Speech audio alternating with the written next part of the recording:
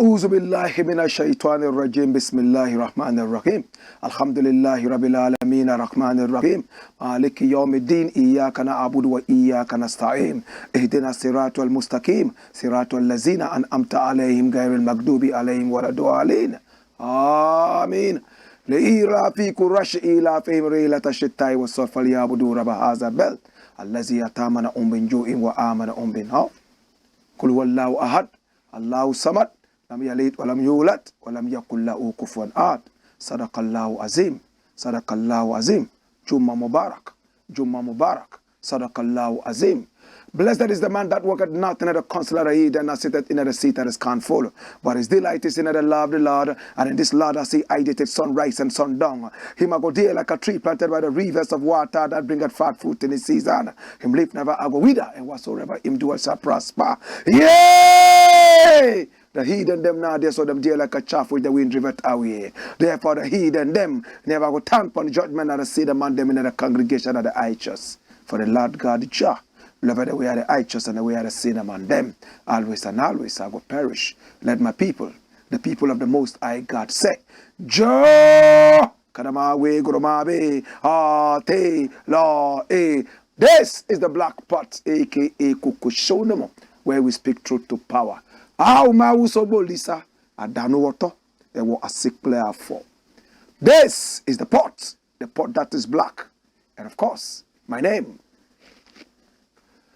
Blakk RASTA. In every traditional African home there is a black pot, and each time this black pot sits on the fire, there is something sumptuous cooking, ingredients of so many different types, shapes, sizes, colors, aromas, and even flavors relocate from their corners into the black pot, and they are subjected to some amount of heating. They produce food, and this food nourishes the family. Very sumptuous food. Now the black pot does not partake in the eating of the food, neither do the ingredients partake in that. Yet every time, this selfless collaborative effort between the black pot and, of course, the ingredients would continue to go on. This is the selflessness we must all learn and uphold. Yes, a lot of us would only plant tomatoes and onions, all because we want to harvest that quickly before we die. Nobody is ready to plant trees because trees take so long to mature, and we don't want to die before these trees mature and even bear fruits and shade. My brother, my sister, if we do understand that generations to come will still benefit from this, then we should never be selfish enough to say that we will not plant trees all because we will not be alive at the time that the shades and the fruits are on. No, that is generational thinking. That is what we are looking at right here in the black pot. We are rewiring the mindset of our people. If the African mindset is right, every other thing will be righted. This is the black pot, aka AKUFO-ADDO. And here, we don't criticize, but if we must criticize, we'd only just criticize to build and not to destroy. Never. Because it's all about our people, our continent, our land. Yes, that's all. It's about the welfare of our people. And we are in the service of God and country. This is the black pot, aka AKUFO-ADDO, and here we speak truth to power. And remember, we are supported by ISIT, ISIT, and ISIT simply means in spirit, in truth. Connect with family and friends, and be happy. If you're tired of social media's negativity, all the violence, all the racism, all the nudity, hey, jump ships comfortably and latch on to Is It. Now, Is It simply means in spirit, in truth. It is the most positive social media platform on earth right now, built by Ghanaian engineers in America. And everybody's talking about Is It right now. Oh, yes. Now, what can you do with Is It? Now, with Is It, you can go live. You can make video and audio calls, and you can also message. At the same time, you can upload your photos and videos, promote your brand and promote your business. Meet other like-minded, positive-minded people, and that is what it is. You are on your way to a huge success. Of course, with Is It, it's free. Download that from App Store and Google Play. Connect with family and friends, make memories, and of course, these memories are lasting, and it's crystal clear. I am on Is It. Are you on Is It too? Let's meet there. Now, they have powerful algorithms that remove every kind of negativity before it even pops up. That is why we call it Is It, in spirit, in truth. Support the African business, the black business. This is the Blakk Pot, and I want to say thank you so much. And we are live on Pan-African TV, also live on Loud Silence TV. We are super live on Black Empire TV. Please make sure that you subscribe to our YouTube channel. It's called Black Empire Media, and click on the notification button. And that's it. You are live. Anytime we release anything, you will be the very first person to see us. And of course, I want to say thank you so much. Today we have 6 very important issues to look at. So we are going to run with you like a horse. Number 1, watch what is happening. Watch it. It says what? Supreme Court or stupid court? Supreme Court or stupid court? Somebody is in trouble for calling the Supreme Court a stupid court. Now, the Supreme Court is the apex court of the land. It's the court with the highest authority. Now, this is a professor, and you can see him holding a huge file. He's going to read everything in that file. Now, this is a professor at the University of Ghana, Legon. He has called the Supreme Court of the land a stupid court. And something is happening. Let's look at what is happening in the life of this man. Watch this. It says Supreme Court summons Pesa White over insulting comment. Run the story. It says what? Come here. Come here. Okay, watch me.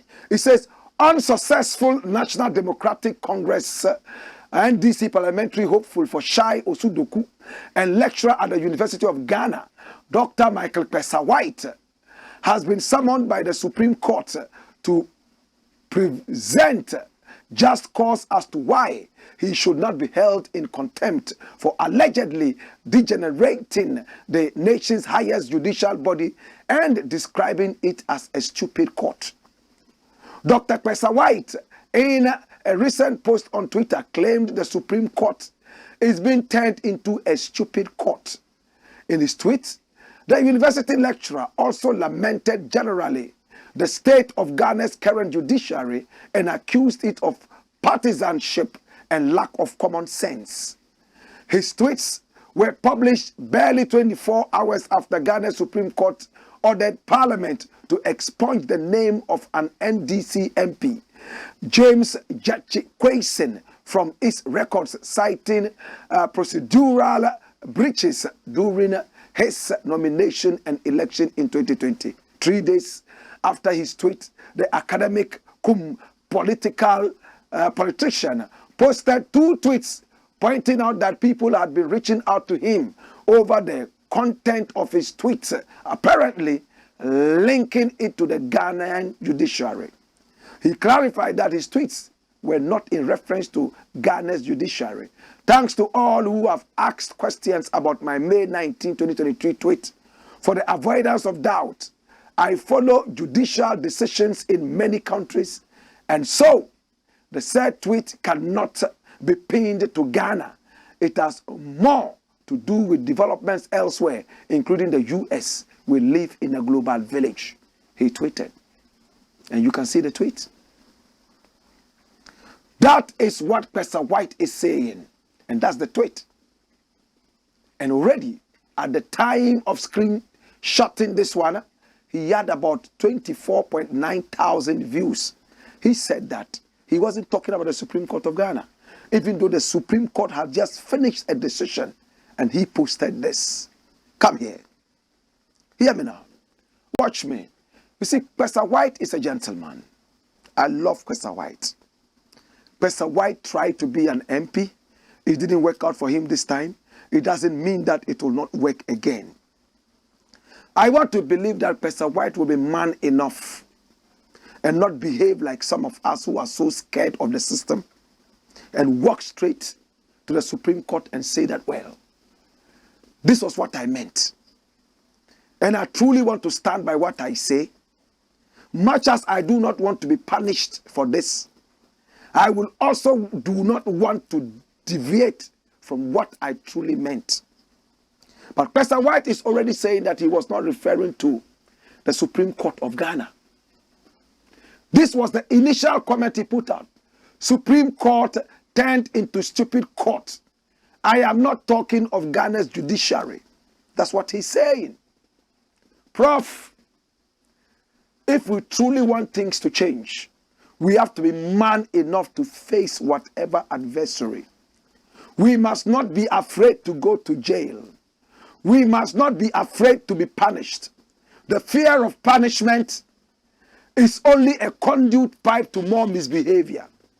The fear of punishment is a conduit pipe to a very, very, very bad future.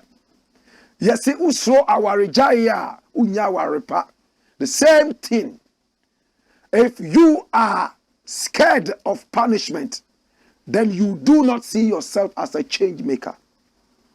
Prof, a lot of us support you. A lot of us love you.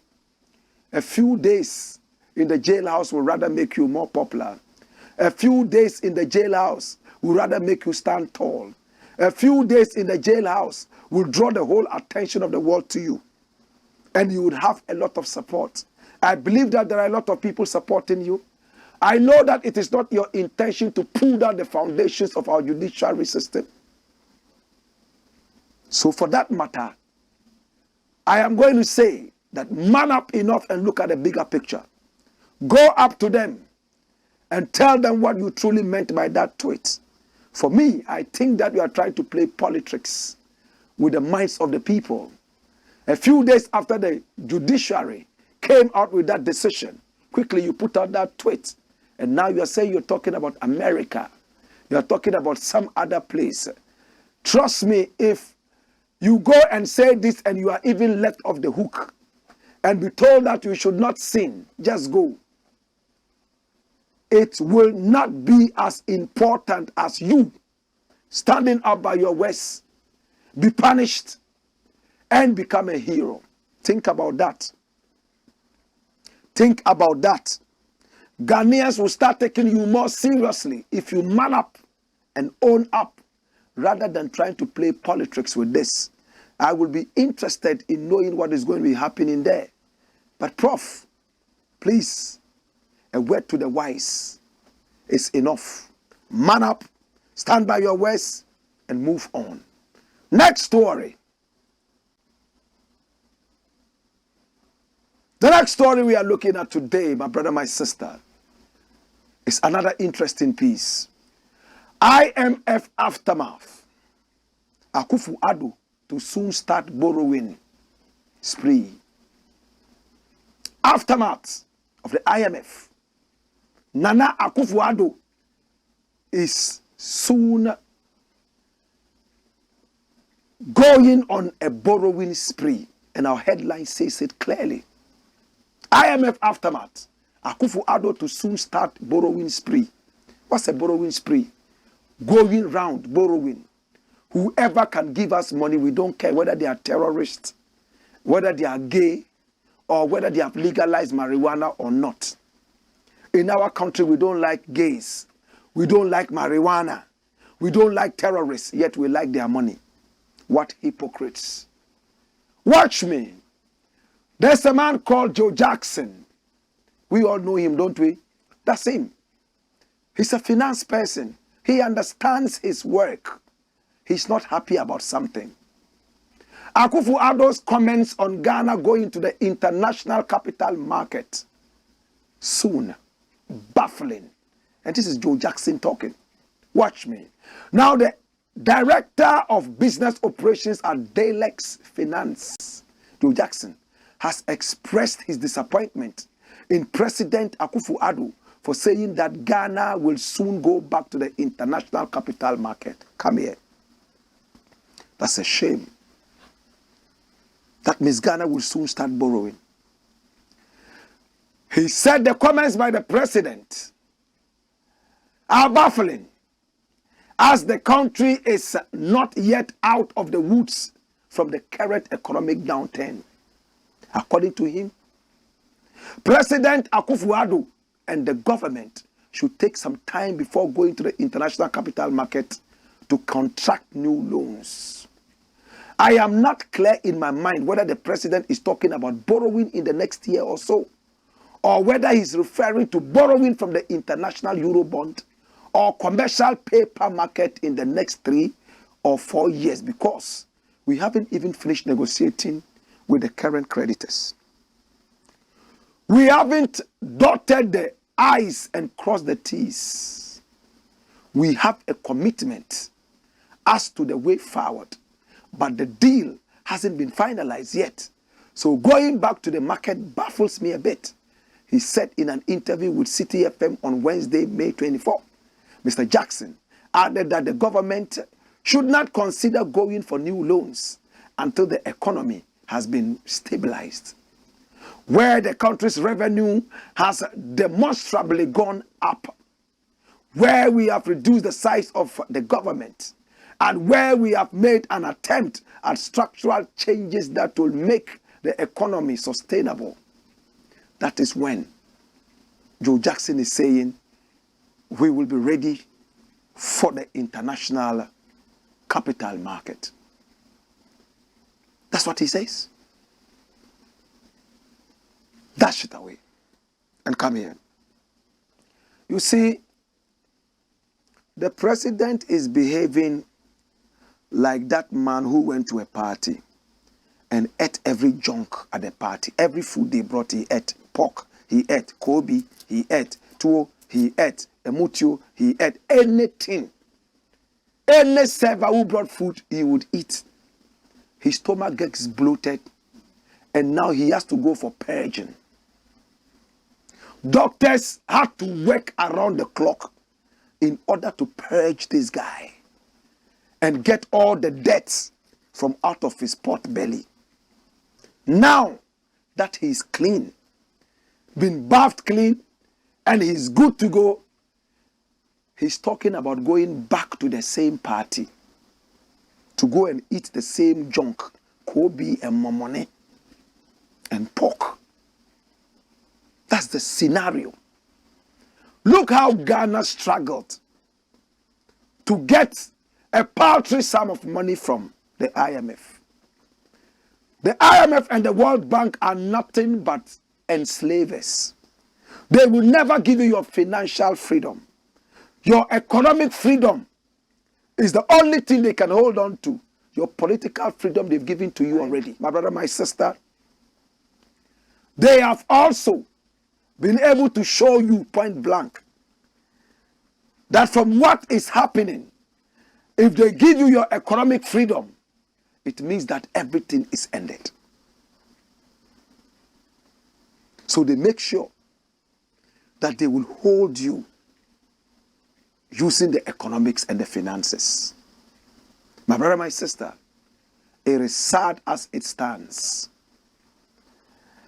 We went to the IMF. What did we want?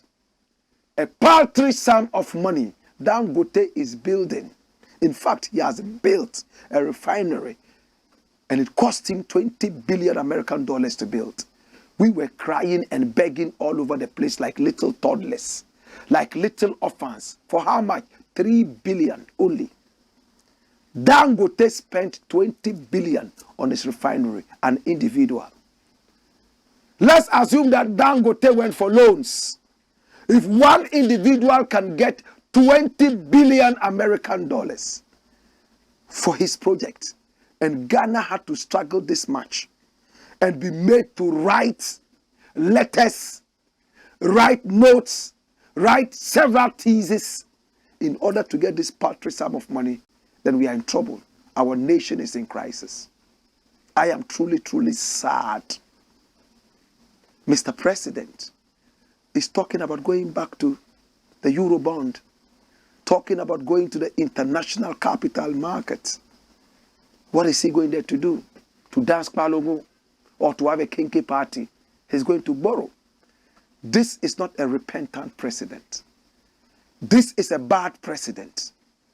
How did we get this man to become our president? Who made him our president? I believe that this nation has regretted so much choosing this man as president. But the signs are clear. With this abysmal performance, they are still talking about breaking the eight. This dirty party is still thinking about continuing its rulership. A couple of days ago, Mr. President said, oh, next year's election, I'm going to hand over power to my party, the NPP. Please, I pray that nothing bad happens to this country. But the president's behavior, in fact, is recipe for disaster. The president's behavior calls for things we cannot say on radio and on TV. This president is behaving like a toddler. This president is behaving like somebody who has lost it. This president has no respect for the citizens of this nation. Anybody who is in this government should never be taken serious. Anybody who is still working under this failed president and has not resigned is a demon. Do you agree with me? How can you be working under this failed man? Why are you still in there? Because of your stomach. I cannot fathom why a man will continue working with a failed president. Any which way, Ghanaians, you can hear that clearly. Mr. President says, now that the IMF has given us an opportunity to breathe fresh air, it means that he will go back to the international capital market. But the IMF has warned Mr. President. Watch this. The same IMF.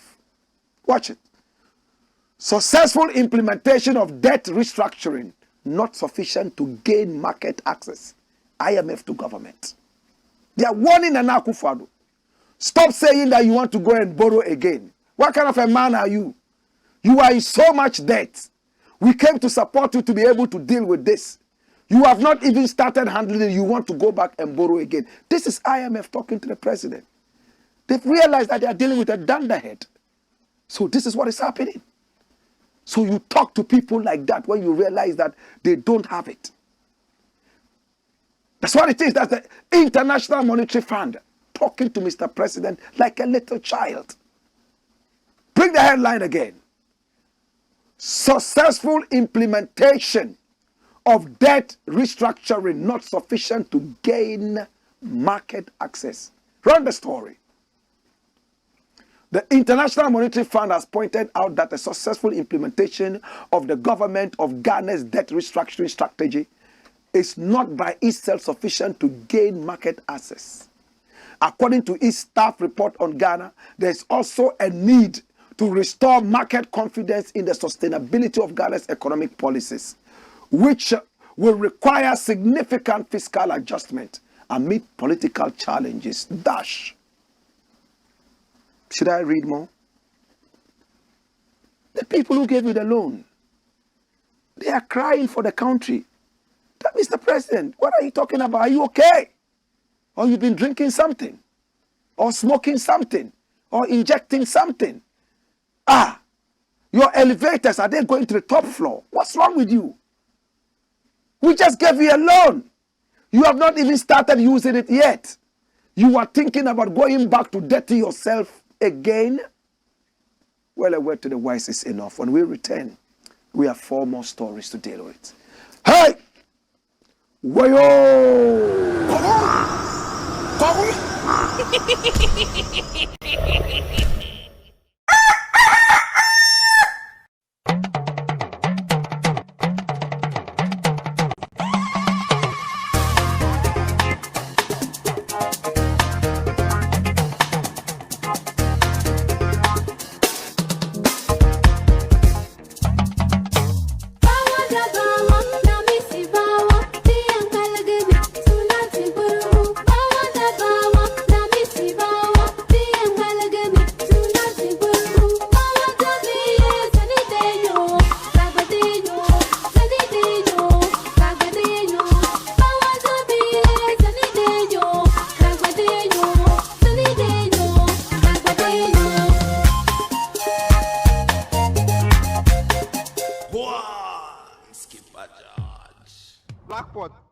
AKUFO-ADDO.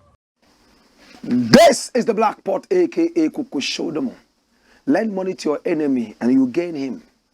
And lend money to a friend and you lose him. I hope somebody would print out this and take it to the president and show it to him. Whoever you are going to borrow money from, if it's your friend, then you must know that you're going to lose the friendship. If it's your enemy, then you will grab him for good. And that is what I think the IMF is. They are lending money to their enemies. Even if you are not ready to make the IMF your enemy, the IMF has made you an enemy already.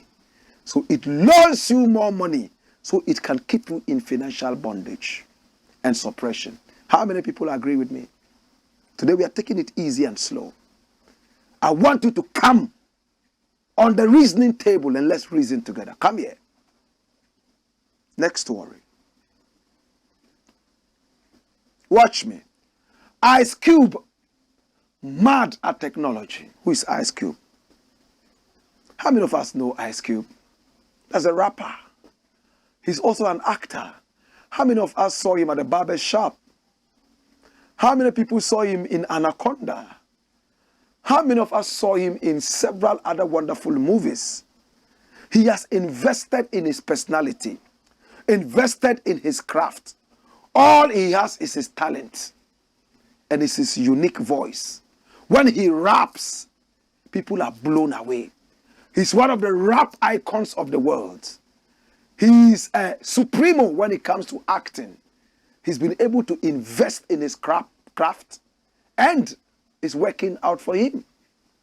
But he's angry about something. You know what he's angry about? You know what he's mad about? This thing. You know what this thing is about? You know what it's about? It's called artificial intelligence. Today, when you go on the internet, as technology is advancing, they can imitate your voice, imitate your personality, your face, create you, recreate your voice. You will hear somebody talking and it sounds exactly like you. The face even looks like you because it's been recreated. It's just a little bit of tact you need to be able to tell that this is not me or this is not my voice. But somebody who does not know you too well but admires you from afar will be beaten by that. Ice Cube threatens lawsuit against anyone who uses AI, artificial intelligence, to recreate his voice. He's not ready for child's play. He has invested in his craft. You can't bring your crap to his craft. Come here. He thinks a day wise. American actor Ice Cube is not taking any chances with artificial intelligence.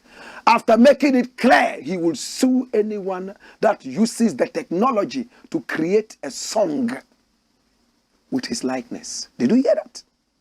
During an interview with the Full Send podcast, the West Coast rap legend took time to reflect on the growing trend of people using artificial intelligence to create songs that incorporate an artist likeness without full consent.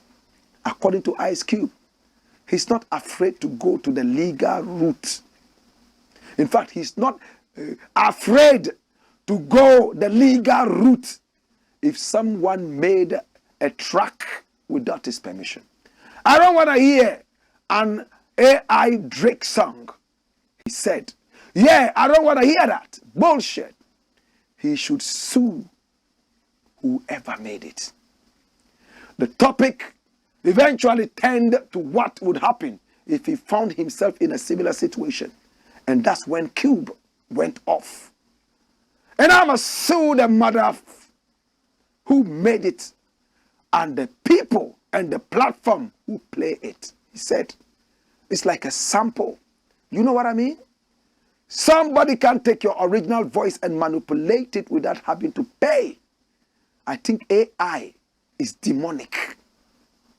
And I think AI is going to get a backlash from organic people. Hallelujah. Ice Cube is not the only person who is speaking out against the possible dangers of AI in the music industry. The legendary engineer Young Guru recently called out Timbaland for praising how the technology allows people to incorporate music from artists who have passed away. Over the last few months, Timbo has voiced his interest in legitimizing AI-generated music as it opens the door for several opportunities. However, Guru was not having it and called the legendary producer corny for supporting the technology. So this is AI. They can recreate your face. In this case, let's concentrate on the sound. They pick up your voice. They have a way of manipulating it, make you do a whole new song or a whole new speech. It sounds exactly like you, but no. Sound is all about 1 and 0, 1 and 0, 1 and 0. When you bring the ones and the zeros together, AI is created. My brother, this is a serious case. Come here. Watch me. Hey, watch me. If we're able to do this, the danger is this. Anybody can create an AI and use it against you in the law court. Oh, you were caught talking about smuggling guns. Oh, you were caught saying that you were the one who raped a certain somebody. And they play back the voice.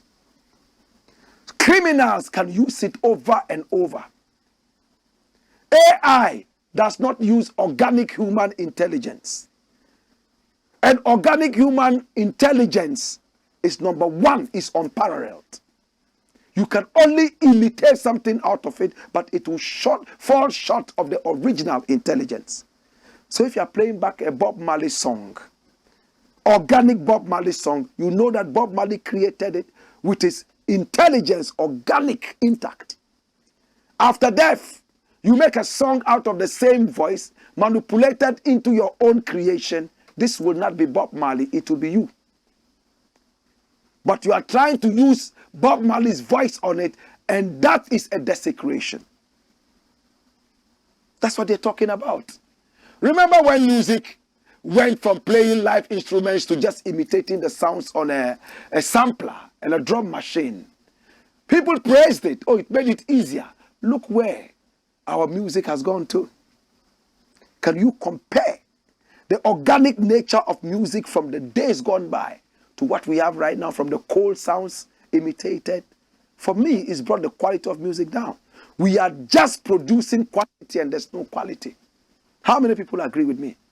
A time will come, your own children will not even know what a guitar is. You would have to show them a photo of a guitar, because nobody will play a guitar anymore. You can just imitate, pring, pring, pring, pring, pring, pring, on the keyboard and say, well, that's the sound of the guitar. People are gravitating towards organic music now. But there are people who are not ready to let the technology go. So we continue having a lot of people releasing things that they call music, crap that they call music. Meanwhile, in those days, the drummer coming to sit using his organic intelligence, the person playing the guitar, the movement of the fingers, and all that, the organic nature of that, everything is lost now. Computers are now playing music for us. I am not anti-technology, but we have to be careful where we are going. A time will come, even sex. We will use AI for sex. You just wear headphones, and then it will click something in your mind that you are having sex. And then you come out and say, oh, I had good sex. You will make babies in the air. We have to be careful. This is the Black Pot, a.k.a. Kukushonomo. When we return, we have 3 more stories to go. Hey! Wayo!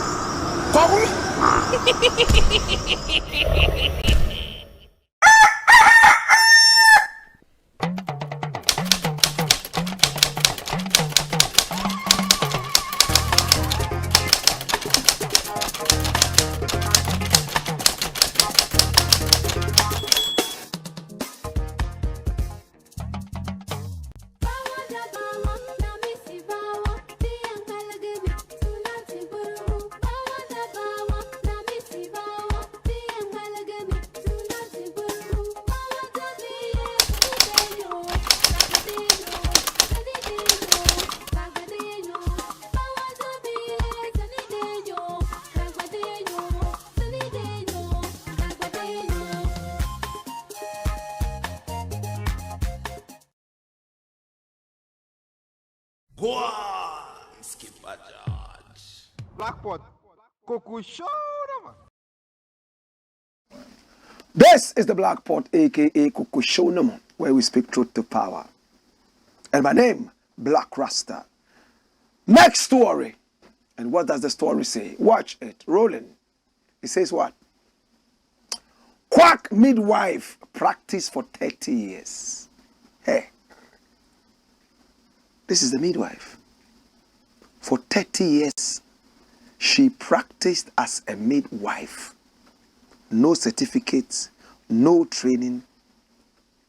And this woman here, for 30 years, she succeeded in killing a number of babies. At least 2 babies in a year. And 1 maimed as carried by the 4th estate. And this is the hospital she worked for. She did it until she became old. She knew she didn't have the training, but she went in there to try and do this.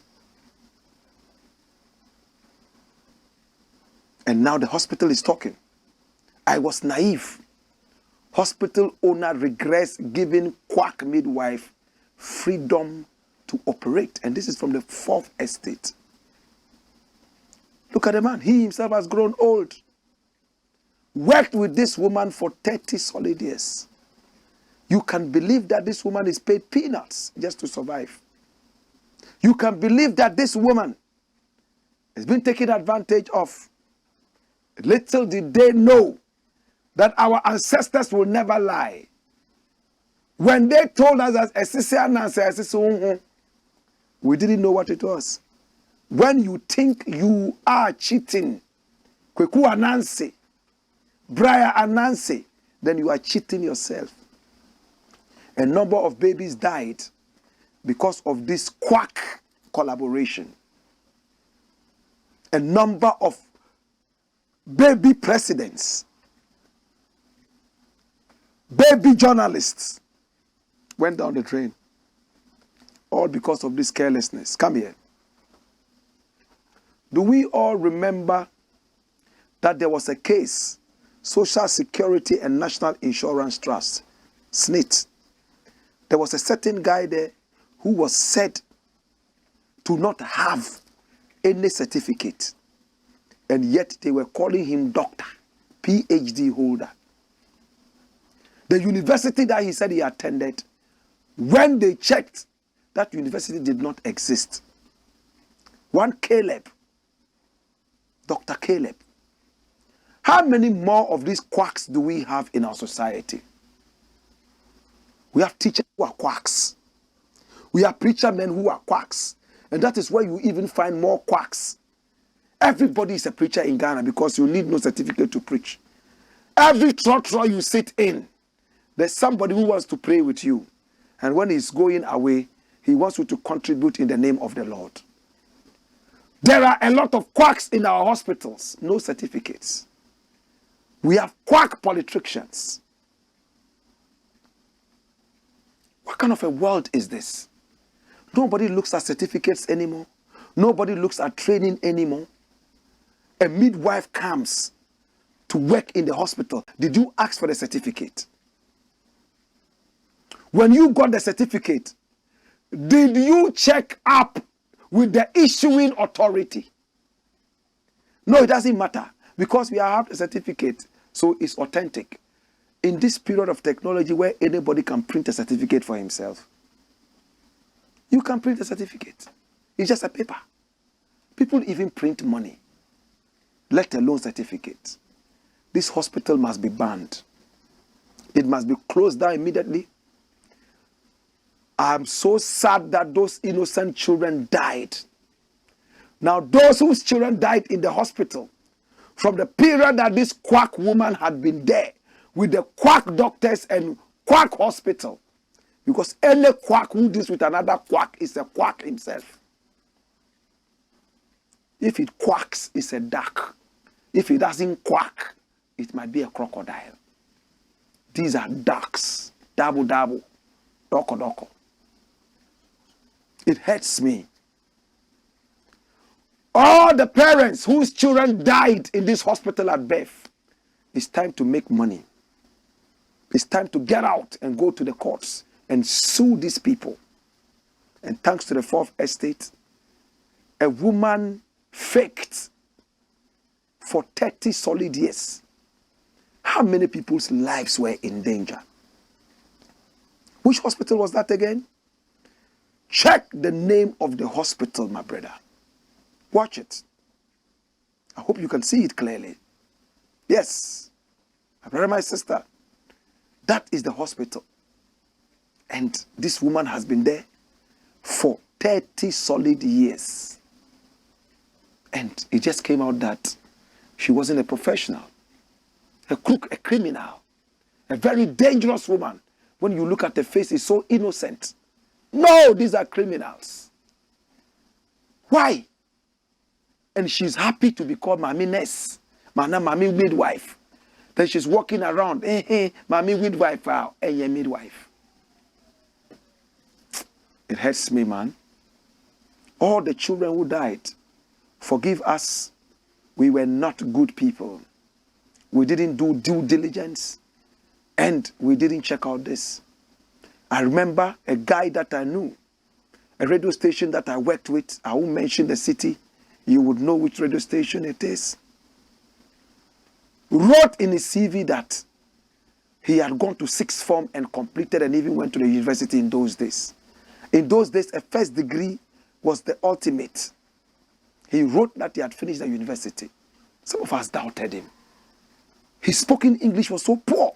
He couldn't even spell simple words. Yet, he liked to talk about the university. Yeah, when we were at the university, yeah, this hall, that hall. Yeah, we used to do this, we used to do that. One day I told a brethren of mine, I don't trust this guy. He can't even spell. He said, oh, are you serious? Jokingly asked him to spell a word. And he asked him to go away and ask a class 1 student, a class 1 child, not him, a university student. It came out finally that, in fact, the highest level of education the gentleman had had was class 5. And he dropped out. But they were paying him the salary of a graduate. He collected that for at least 4 solid years that I knew. Why can't we do due diligence? When I go to any place to seek employment, I give my certificates. And I hope that people would follow up on this. How many people gained access into the University of Ghana with fake results? Did they check those up? How many people have graduated from the University of Ghana, University of Cape Coast with fake results? Can you count them? By now, some of them are watching me and saying, dash. Next story. Next story we are looking at. It's rolling gradually. And what does it say? School furniture for firewood in northern Ghana. Hallelujah. Come here. In the northern region of Ghana, there's a lot of poverty. People still use a lot of charcoal. They use wood. A lot of people cannot afford gas, LPG. So they go into the bush and they pick up firewood. Look at this story. Women stealing school furniture for firewood in northern region. Which part of the northern region? Watch the story. The Northern Regional Directorate of Ghana Education Service, GES, has observed some women in the Sanargu municipality have resorted to stealing wooden furniture of basic schools in the area for firewood. According to the GES Regional Statistics Officer, Mr. Alasan Seidu, some women in the community go into Education Ridge Basic School to pick the wooden furniture in the classrooms to set fire with that. He added that scrap dealers also steal the metal furniture and go to sell them as scraps. There is a current trending issue. Sanargu women come to the classroom, break into the wooden furniture, and go to set that. on fire to cook their food and so on and so forth. Dash. Come here. The day that the monkey is destined to die, all trees in the forest become slippery. They say every day for thief man, one day for master. Her cup is full. Their cup is full. It's sad. Schools under trees. Schools of shame in Ghana. Children sit 2, even sometimes 4 on one desk in Ghana. And they are even lucky. Some lie down on the floor, on their bare bellies, beaten by soldier ants and police ants, aka Charles Taylor. Children wade through water to go to school. When it's about to rain, it's a natural vacation because the roof is not there. The walls have cracks which have made maps in the walls. They don't need maps anymore. The walls in the school have maps, cracks forming maps. I remember I went to Ahmadiyya Primary School in Tamale Zogbeli. Anytime the wind was blowing, in those days school was nice. But even wind will blow the roof will open to one side and you see the blue skies. It will come and cover again. Then they'll go and get the carpenter to come and fix it. We were even lucky. Today they don't even have roofs. Some don't have books. No pens.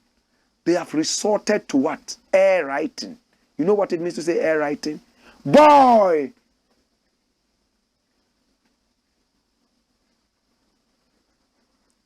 They expect you to see it in the air. These women is a disgrace to you. You are wicked women. You are going in to steal furniture that your children are supposed to sit on to study. Can't you go into the bush and get firewood? You are going to get furniture. I don't believe this. Again, these schools, do you have watchmen there? Do you have watchmen? In my days, we had night watchman and day watchman. What is happening? No watchman anymore. In those days, love was sweet. The night watchman would go to work with his wife. They would spend the night watching the school together. Before you realize they would make night babies. In those days, it was sweet. Not today. Shame on you. Shame on you. Then you come back and say the government is not providing this. Meanwhile, you are using that for your witchcraft. Dash. This is the Black Pot, aka AKUFO-ADDO, where we speak truth to power. And of course, next story. Looks like we're going to be dancing. Rock and roll. Tina Turner hated Ghana food. Wow. So Tina Turner has been to Ghana before? Well, Tina Turner died after her 83rd anniversary. She said bye-bye to us. Who was Tina Turner? This great black woman. She was born to sharecropper parents, farmers. In her own interviews, she said that it was not a poor family like that. Even though at the time there was racism, they ate very well. And each one of them, the children, had their own rooms, even though their parents were sharecroppers. In the same interview she granted, she said her mother did not love her father, neither did the father love the mother. So the mother was always looking for a way to run out of her marital home. Her mother herself took the father from another woman, and according to her, karma had come home to bite. Tina Turner had her mother trying to leave every time. There was one night she packed her bag and ran out of the father's room, running into her liberation. Unfortunately, she realized she was pregnant with Tina. So she had to return to the man. When she gave birth, by the age of 7, the mother ran away again, this time round with her sister, with Tina's sister, and never came back to the father. The father also ran away from Tina at the age of 13. She was only 13. So the father did not like her. The mother did not also like her. In her own ways, the father was never friendly. They didn't even want to have her. The pregnancy came by mistake. And when she went to school, she said she was a dumb girl. She could not read and write properly. She did not like school. She wanted to do something else. I'm taking you through this history so you will know who you are celebrating. She was interested in singing. She met Ike Turner, a Jamaican man. They got married, and it was a very tumultuous marriage. She was beaten up almost every time. But Tina Turner has stories that will blow your mind. Tina Turner came to Ghana. Yes, she was in Ghana. That's her. In 1971, I was not born. And this is Ike Turner in the white. He was a bully. He used to beat Tina Turner almost every time. Now look at the chiefs from Ashanti. They all gathered at the airport. They beat drums, cultural display to welcome the queen of pop. In fact, rock and roll. That was the welcome they gave her. And when the people met her, culturally celebrating her, they introduced her to Ghana food. Ghana food. She ate the food. But listen to comments Tina Turner made about Ghana, Africa, and the food she ate in Ghana. Watch the video. Like from Africa, and sort of our attitudes and our way of life sort of esteems from the African way. And I think like this sort of, well, I'm only speaking now like from something I haven't really looked into, but I get that Africans are sort of very lazy people. They're not very aggressive. You know, they just sort of want to live off the land and live very comfortable, which is great if you can do that, you know, if you're in a position to be able to do that. But I felt that they enjoyed our performance there, but I have to be inspired by something when I go to Europe. I enjoy it because the people there are very fashionable, and it's just fun. I mean, all we do is work. We check in a hotel, and we go on stage, and we go to the airport. So you have to feel some kind of inspiration from a city, right? So when I go like to Africa, I'm very down because like the food isn't good. I don't get any really good, fantastic vibes from the people, so I'm just really bored. Did you hear that? Did you hear that? She came to Ghana in 1971. She enjoyed Ghana, at least in our eyes. She was welcomed at the airport. They danced, Adwa, welcomed the chiefs of Ashanti, and other chiefs came to see her, to welcome her. They introduced her to Ghana food. She came to perform on the 14th anniversary of Ghana. Look at it. Soul to Soul with Wilson Pickett, another big artist. There were only 2 Ghanaian groups that performed. Kofi Ganaba and the Kumasi artist. They came to perform. Tina Turner was the person everybody came to see. Look at the ticket. Black Star Square, 1 new Ghana city. Exempted from entertainment duty. This was American and Ghanaian soul concert. It happened on Saturday night on the 6th day of March 1971. That was when she came to perform. And when she finished the performance, everybody was wowed. 30,000 people were there.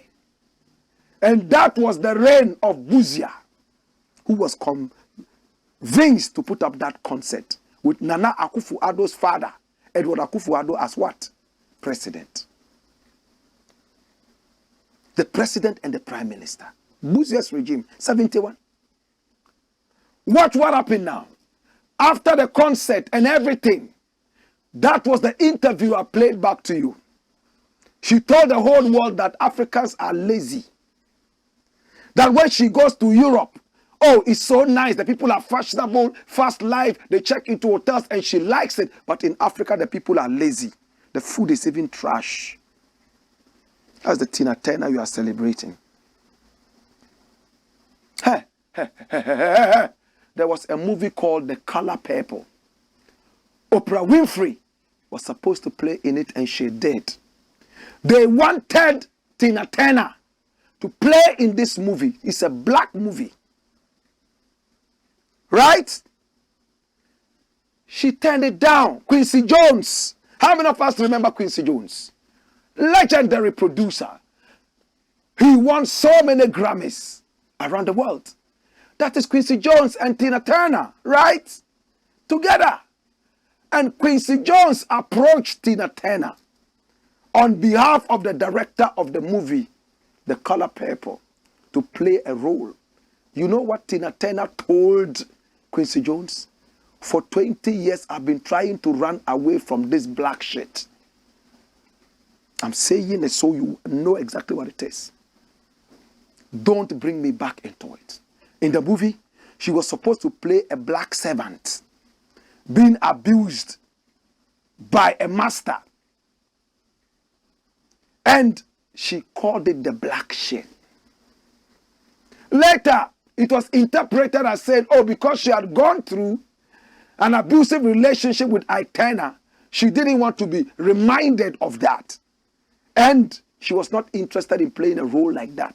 But what she truly said that she was tired of the black shit.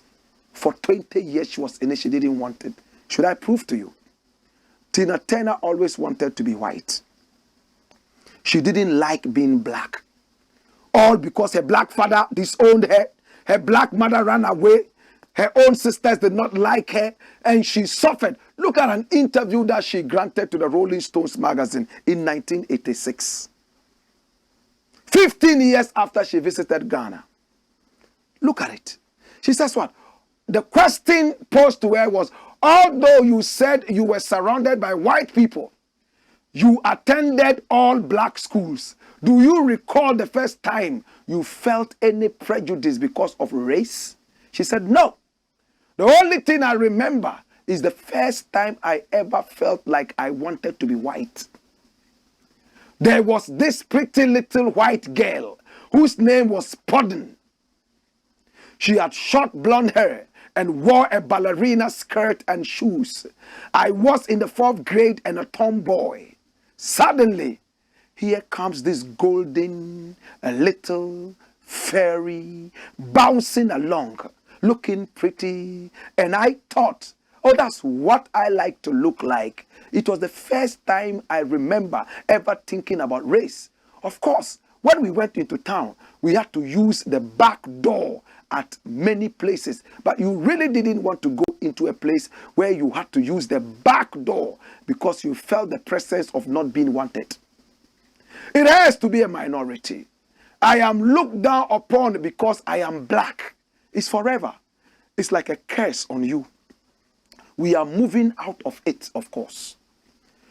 We can stand now, but it's still there.